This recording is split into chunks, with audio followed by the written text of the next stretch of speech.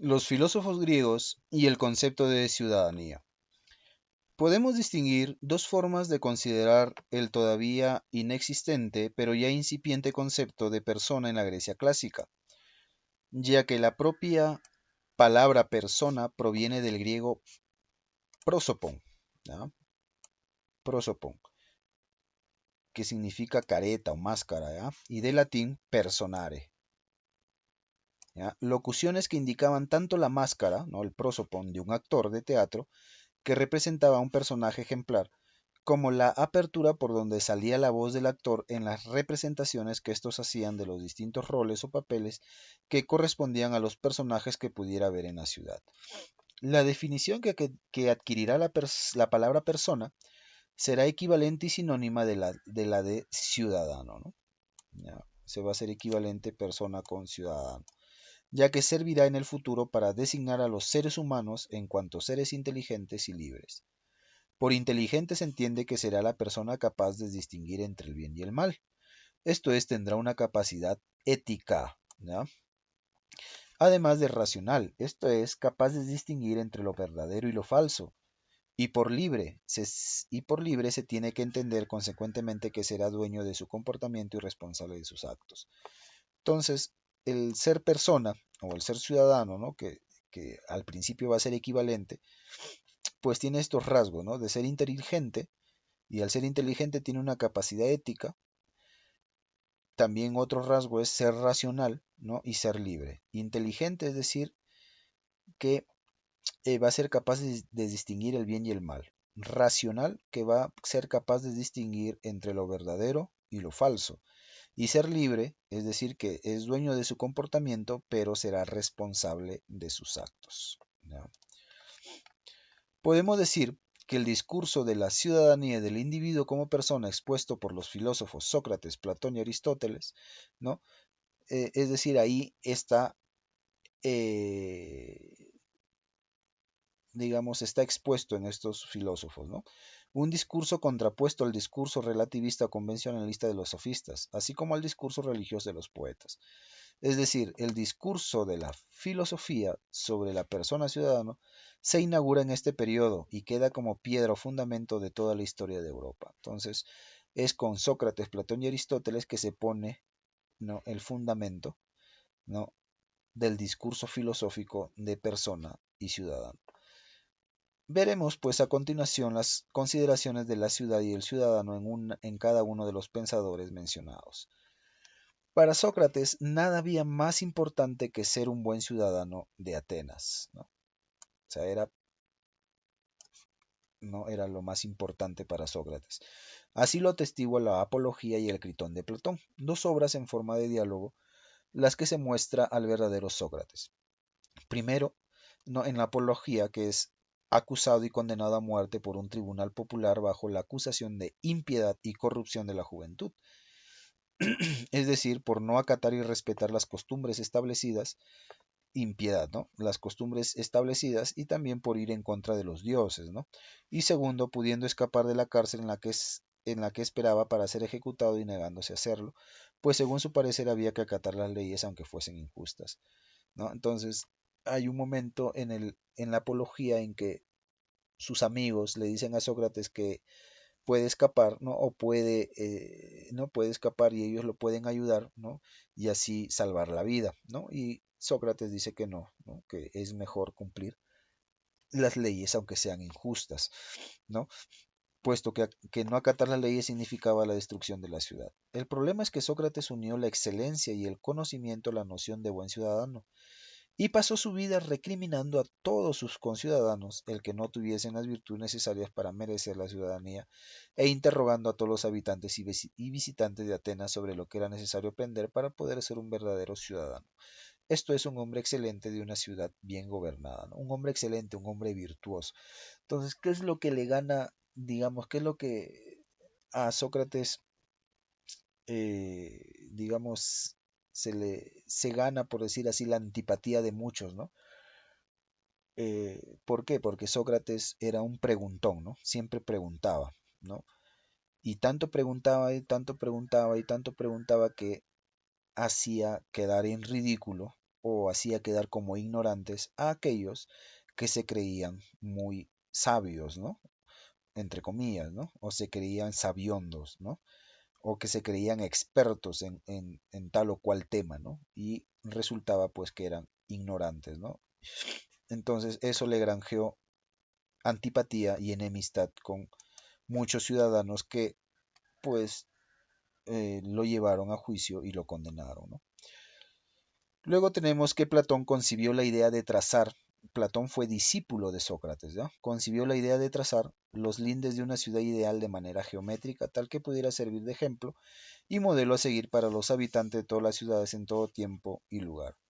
De este modo, en su república perfecta existirían tres clases de ciudadanos según predominasen ellas una u otra de entre tres nobles metales, ¿no? Los hombres de oro, que son los gobernantes, caracterizados por la virtud de la prudencia, los hombres de plata, que son los guerreros, caracterizados por la virtud de la valentía, y finalmente los hombres de bronce, que son los artesanos, comerciantes y agricultores, caracterizados por la virtud de la moderación.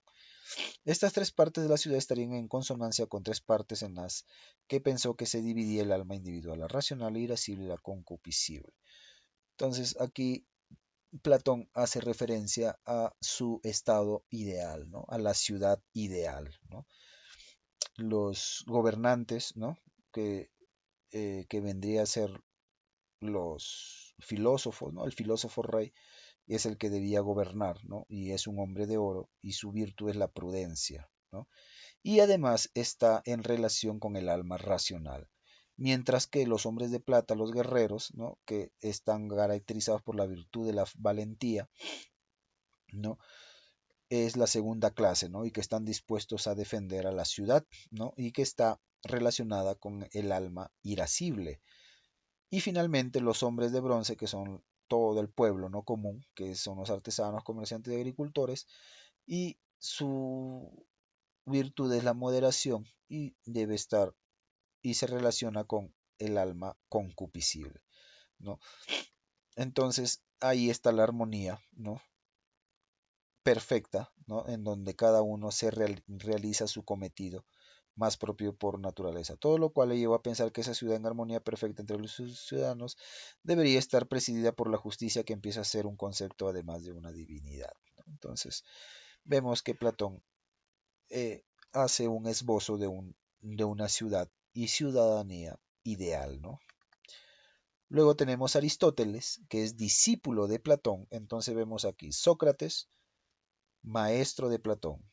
Platón, maestro de Aristóteles, ¿ya? Discípulo de Platón que pasó 20 años estudiando en la academia, no seguirá sus pasos en el terreno de la ética y de la política al considerar que tales esferas corresponden a lo que puede ser de distintos modos y con muchas posibilidades, por lo cual no podían ser tratados como si fuesen espacios científicos de índole geométrica, como creyó su maestro, sino como lugares en los que la experiencia y no un modelo ideal habría de ser la que proporcionase el camino a seguir. Entonces Aristóteles se aleja de su maestro, ¿no? O sea, en cuanto al pensamiento político, en realidad en cuanto a todo, ¿no? Porque es muy crítico de Platón, ¿no? Aristóteles es muy crítico de Platón.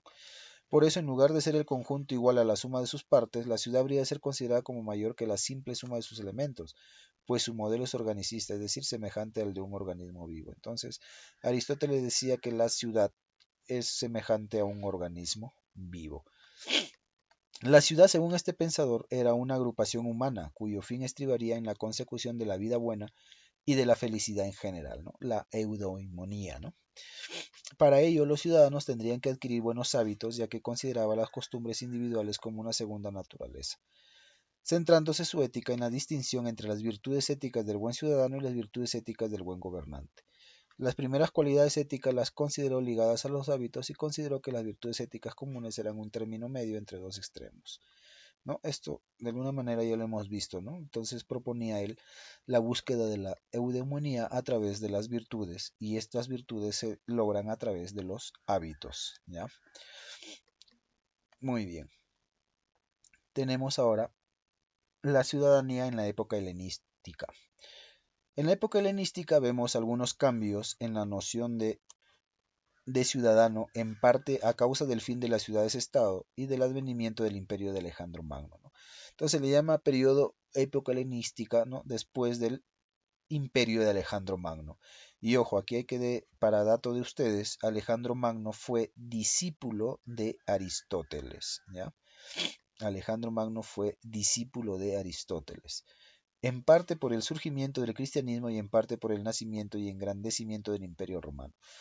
Todos estos acontecimientos influirán en la noción de ciudadano de las escuelas filosóficas del periodo helenístico. ¿Cuáles son las escuelas del periodo helenístico? El escepticismo, el epicureísmo o hedonismo y el estoicismo, que va desde el siglo III a.C. hasta el siglo III después de Cristo, ¿no? Aquí ya se mezcla el cristianismo y el imperio romano, ¿no?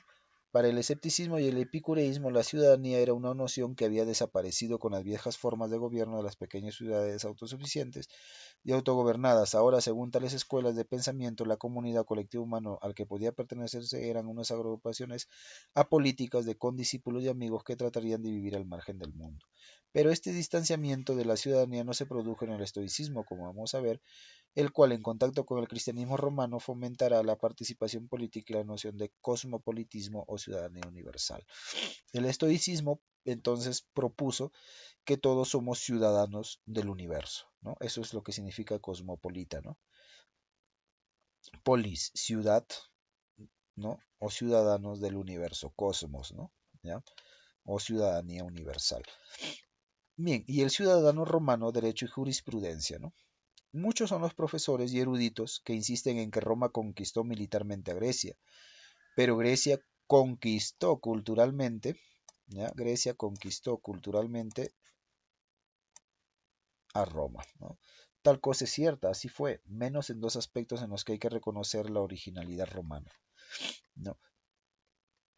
Uno de esos aspectos es la importante labor legislativa, ¿no?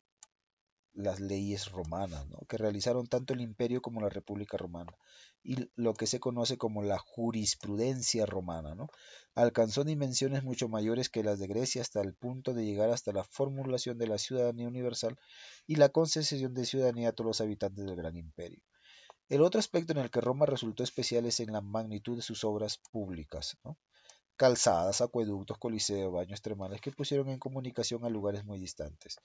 Al concepto de ciudadanía universal llegaron los romanos a través de dos influencias, una filosófica y otra religiosa. La filosófica fue el movimiento del estoicismo, ¿no? Al que pertenecieron desde un esclavo Epicteto hasta un emperador Marco Aurelio, ¿no? El estoicismo fue muy influyente en el pensamiento romano, ¿no? Filosófico romano, e incluso un sabio magistrado procedente de Hispania, nuestro Séneca, ¿no?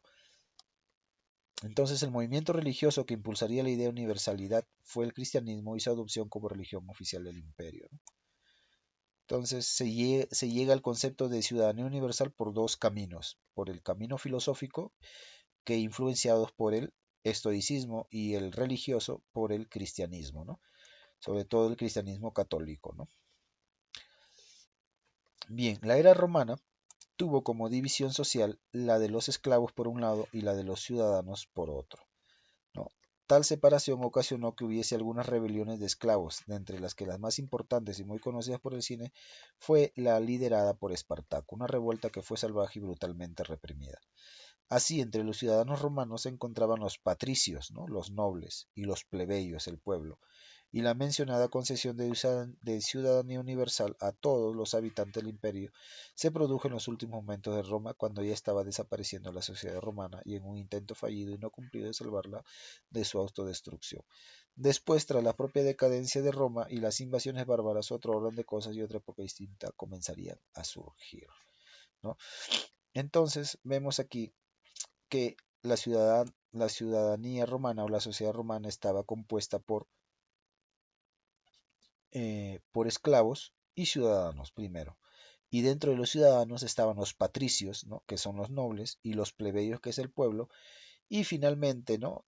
Ya casi al finalizar, la ciudadanía universal, ¿no? Los ciudadanos universales, todos aquellos que estaban bajo el dominio de Roma. Muy bien, jóvenes, esto es el tema de hoy. Realizan las actividades que están aquí al final y me las envían al correo. Sin más, hemos visto la persona y el ciudadano en la Grecia clásica. Nos vemos en el próximo. Hasta luego.